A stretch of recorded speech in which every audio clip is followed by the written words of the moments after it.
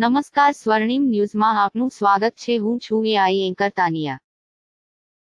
તારીખ 19/2/2024 જાંબુ બ્રાહ્મણ પાઠશાળા ચાંદોદ ખાતે સમૂહ જનોઈ આયોજન કરવામાં આવ્યું હતું, જેમાં 32 જેટલા બાળકોને જનોઈ ધારણ કરાવવામાં આવી હતી.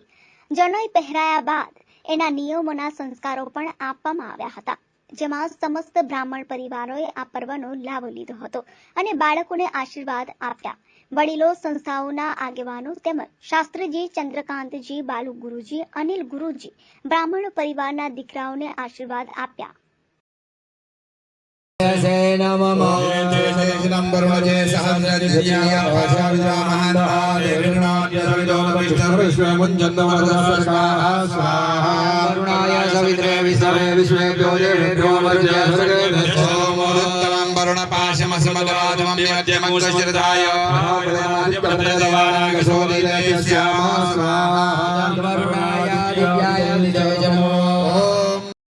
બ્યુરો રિપોર્ટ, સ્વર્ણિમ ન્યૂઝ.